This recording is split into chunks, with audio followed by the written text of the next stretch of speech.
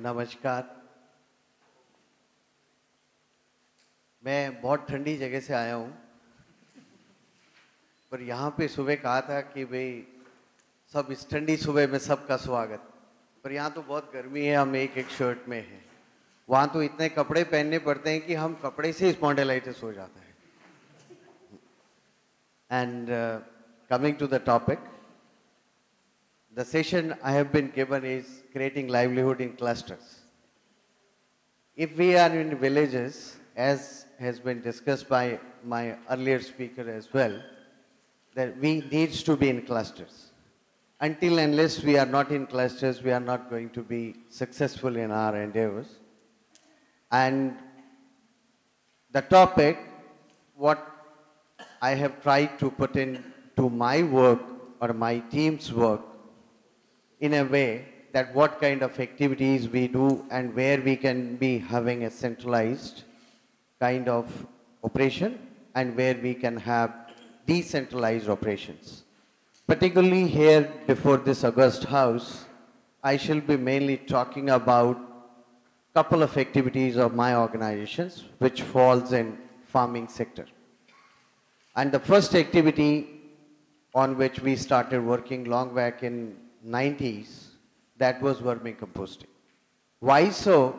Because livestock rearing is the oldest profession of the human beings, and we used to have this as a lifeline of people in rural areas to earn cash, to sustain their agriculture. Being the system, what is a traditional system of agriculture, farming, how they work, what they do, we came to their houses by being of the space available in their houses, and where we started a composting unit. And normally we talk of upscaling of the technology, right? But we are the one who always talk of downscaling of the, of the things and the techniques what we have worked in terms of operation, in terms of investment, in terms of assets. And this is what we did in mushrooms, where we could innovate a mushroom composting unit of 30 ton per batch capacity within 6 lakh rupees in 2002. And in market, the price of that kind of infrastructure was above 40 lakhs. And that's why that become viable commercially and sustained over a period of now almost 12 years, more than a decade now. And the third thing what we did there was a fodder innovation. Because livestock, improved livestock rearing requires a lot of fodder. And shift in agriculture from tradition to the agriculture cash crops, there is no residue. There is a severe fodder shortage to rear the crops, rear the livestock. And at the same time, there was a lot of problem of the wild animals destroying the eatable crops. People came to have some alternative to those lands which are normally poached by the wild population of animals. We try to put some of the crops which are not destroyed by the wild animals like medicinal plants. And all these things I shall be talking in kind of brief over here. What model we developed, we organized almost around 271 households into a number of groups, around 20-25 groups, where the farmers were trained in all these activities as a core farmers or a core trainer. Somewhere we call them also as a community resource persons. And every farmer catered to the need of around 5 to 7 farmers in a valley. And these groups were linked to a bank so that we can gauge their interest in an activity. And they started saving 1 rupees per day. And normally, women members of the households are into groups and into steering of these activities while being their strength in sowing, harvesting, and a lot of agriculture operations. And then the technology demonstration to the groups of these activities were done at the village level at certain places. And then they were trained in operations of doing these activities. And finally, they started producing some materials out of it, saleable materials out of it.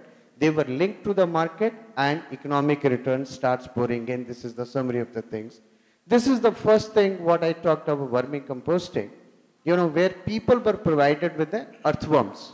A lot of questions were there. Why a different earthworms? Why not the local ones? Why in a pit? Why in a kind of a different stack other than what they were used to have? Lot many things what we thrashed with the passage of time, and we also reduced the kind of investment what otherwise comes through government schemes like subsidies and other things. We had a very tough time in dealing with a government scheme where people used to get 30,000 rupees subsidy to start their vermiculture pit. But our farmers said that they also want 30,000 rupees, but we discouraged that you don't need anything for vermicomposting except for the worms. Because the pit design was so that you have 10 feet by 8 feet platform having angline on the sides and a GI sheet at the top, and then partition with the bricks kind of thing. Then actually I asked one of the deputy commissioner that how much you pay for building a house of human beings under Indira Awas Yojana at that time. They were paying 18,000 rupees. And then I asked them, how do you justify 30,000 for a dung house? Because it is not required. This can be done in a different manner, different way. You can utilize the local material, but we discourage our people to go for that. And in that way, we had a tough time in explaining. The scientists were saying that you should have a 1 meter by 1 meter bed of a dung, only then it works. I said that if it is more than 1 meter, is this cross the Pakistan border and goes to Lahore? It is not the way, you know, we should be with the farmer. There were lot many issues, but we are very happy over a period of time. These farmers stick to us and they continued working with us, and they have been producing regularly vermicompost for sale. And the kind of figures of the cash flow, why I am giving it here, it is for a group who started it in 1999. But still they have been producing it on a day-to-day basis to feed our composting unit of mushroom, where we prepare casing soil out of vermicompost. And this is the way how they get regularly cash income out of it. And you can see how they do it in a village kind of thing. They utilizes the wood poles and a kind of wood planks to create a shed where they can protect their vermicompost from vermicompost and vermiculture beds from excess rains and excess sun. And then finally they sieve it with hands and pack it in a gunny bags and bring it to a collection center from where it is tested for a quality, where it is tested for the microflora and other things, and then finally it is further processed in terms of casing soil and sale of to the progressive farmer. Then we wanted that they should utilize this in their own cultivation. Then there was also a hue and cry. They said production will come down, or it will not give a production of the desired level. This may not be a good quality. This may, this kenchua or earthworms, what we call, will eat our propagules, eat our crops. Then how to protect it? Lot many things. But we conducted field in their experiments in their fields.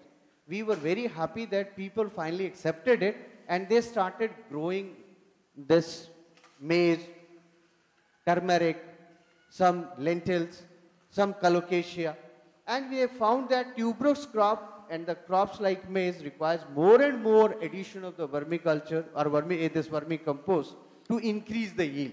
But whereas leguminous crops require it in a very less quantity, and if they add more, then finally their production start decreasing. This is something what they told us, what this is we observed in their fields. And next field for which I have been asked to be around here by Kulkarni is mushrooms. Everybody is so much fascinated about mushroom, how it grows, where it grows. And this is the thing what I would like to share. This is one of the cropping room of the beneficiary. You can see that how the mushroom flush is there. And it is just, every mushroom is just like a crunchy nut. And we found that this is the crop which makes you so much of money in a shortest possible time, provided you have the climate, provided you have the good quality material to produce. And we being here, there in Himachal Pradesh, around 9 months in a year's time, we can have the crop in different parts distributed as per the temperature against the altitudinal gradients. And during winter season, we provide the compost in low-lying areas of the state. And with the passage of time, the summer starts setting in, we start distributing this compost in high reaches. And during May, June also, we produce mushrooms in a natural climate in the parts of Himachal, in Kinnaur district, that is a tribal district. Kalparikong, Pio Sangla, you might have heard, very important valleys as far as tourism is concerned. And people get almost 4 times price because of the season coinciding with the tourist influx. And what we require is compost preparation. This is a low-cost compost preparation unit made out of the local material there, and this is basically a stone, hammer-dressed stone masonry, and built by the local masons, local artisans, everything done by the local people. And the another thing you require is a spawn lab. As somebody should be ready to handle the spawn lab, who is specialized in mycology and microbiology kind of techniques to multiply the spawns on a daily basis. And lot of community involvement is there, shifting of the compost from phase 1 to phase 2, then packaging and other thing, and collective marketing. And we have almost been catering to around 400, 500 group of farmers in 6 districts of the state of Himachal. We provide around 300 metric ton of compost annually, which produces around 60 to 70 metric ton of mushrooms for fresh consumption, not for canning, not for pickling, anything. And simply it is given to the vegetable vendors and the consumer on day-to-day basis by the growers. Particularly in this, I would like to share that we have no role in marketing. And there is no marketing issue and marketing problem to the growers. The moment they grow it, there is a buyer for that. And they have a good price and they earn almost 100 to 110% net profit by way of growing this. And we have been standing here for the 12 years only because of the reason that we assure the quality of the raw material farmer get. And it is assured that they get minimum 20% conversion of the compost. That means if they take, for example, 10 kg of the compost bag, they will get 2 kg of mushroom in. And once they finish their crop, before that, I can show you the kind of cash flows for different sectors, for growers, for vendors, for transporters, for the supply of the raw materials. And what is the raw material to grow mushroom? In one way or the other, that is a waste. For example, wheat straw, chicken manure. Poultry you sell as a chicken, the manure what you left, you produce mushrooms on it by mixing it with the other agriculture residues like wheat straw. And then, you can use a cotton seed cake, other material like de-oiled, this soybean cake, that could also be used. And I talked about this area yesterday with Dr. Kulkarni. He mentioned that a lot of this sugarcane bagasse is available. Sugarcane bagasse can be the substrate for cultivating mushroom in this part where you have shortage of wheat straw, I think. You have a lot of poultry all around. You can get the good poultry manure, and that is the base from where you can start. Only point is you need to reduce the temperature to 20 degrees. How do you do that? Dr. Kulkarni will innovate some new chamber or some new technology to cool the things at Vigyan Ashram, I think. That is how this can be possible. And the model, design, seeds, preparation, raw material, that we are always there to help if anybody is interested to do all this. And finally, growing mushrooms, you are left with the same quantity of compost available, which could be further utilized as a manure to your agriculture field, or can be converted to vermicompost also to sell to the progressive farmer. As one of the a member mentioned, that the people have been doing a lot of cultivation in polyhouses. Regularly they need the kind of inputs for manure and all that. They can also utilize this. And the third part what I would like to mention is, we are going to be very health conscious nowadays, and there is a kind of time which is coming. Everybody wants to talk of herbal or some indigenized kind of treatments. And we have been growing some of the Himalayan medicinal plants which are very important for hepatoprotective kind of disorders, as well as the plant you have been seeing here on the screen is species of Schwarzschier, commonly called as Charaita. It is one of the plant which is used extensively for diabetic control and having a property which can rejuvenate secretion of insulin in your pancreas and to control the blood sugar level. We distributed around 2,000 packs, 3 months dose right from Kashmir to Kanyakumari, and we found that maximum reported decrease in their blood sugar level, but at the same time many other subsidiary kind of benefit what we can discuss while being there in lunch or after this presentation. We have a network around 2,500 growers where they produce seeds, and we provide 20 gram seed to each. They cultivate their plot, and that 18-month cycle of the crop is, and we have to have 2 plots per family, per beneficiary, so that annual life cycle is there. Now we are trying to make a tea sachet out of it, and within the next, I think 5-6 months, our machine will be installed. Tea sachet, you put the tea sachet in a glass of water while sleeping, and morning when you get up, just remove the sachet, have that infusion of the water, empty stomach, don't have anything until unless, you have one urine passage or 1 hour to 45 minutes. And every morning you have to do this, and your blood sugar will be reduced surely by 50 to 60 points. I think that is one of the best things we have been doing, and many people are asking for it. We regularly control some kind of quality of the crop we get from the cultivation of the farmers. And finally we pool the crop from all the farmers at one place. We weed it out for the infected plants, and some dust, some rodent kind of a problem is there.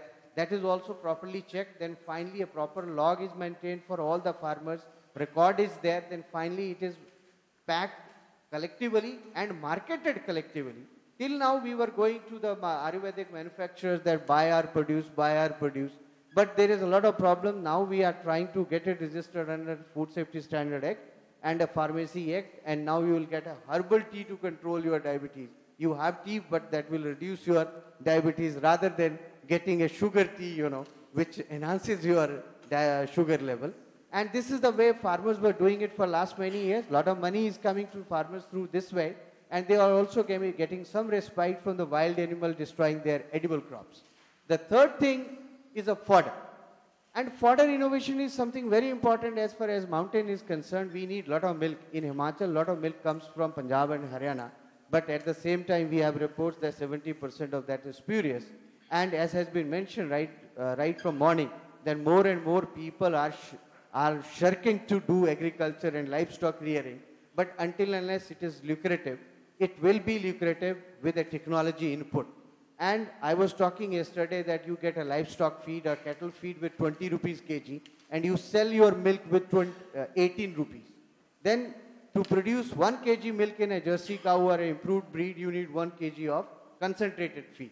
And if it is the economics, then nobody will rear the livestock. But with our technology, what we do is we try to propagate the evergreen grasses, and which gives 4 to 5 cuts in a year's time, whereas the weed, what we feed as a grass to the livestock, that gives only 1 harvest in a year. And nutritionally, that is having very less nutrition, and this grass is having good nutrition, somewhere around 15 to 18% protein in it.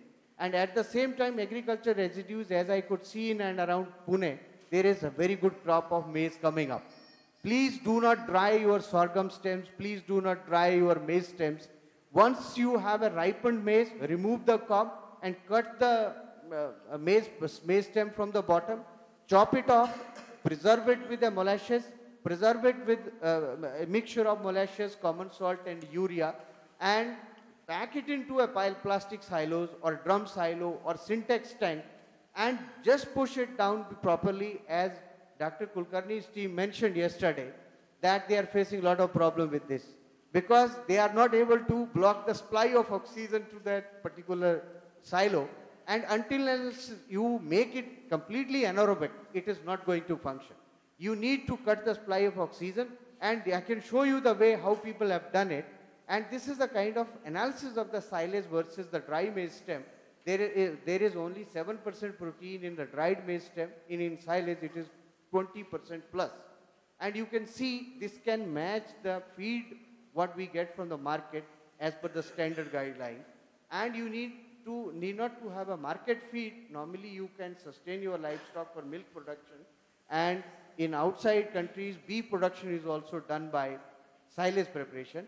And this is the way how you can cut supply of oxygen.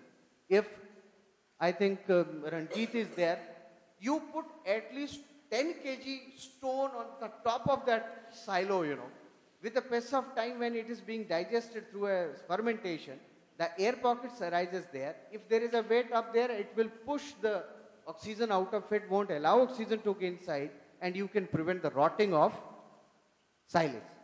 And this is the summary of the model what I wish to talk to you, that where we have social input, technology input, and market is involved, and lot of intermediary outputs are there, and finally we have a scientific output out of scientific input in terms of services, spin-off, quality, production, and material and group certification.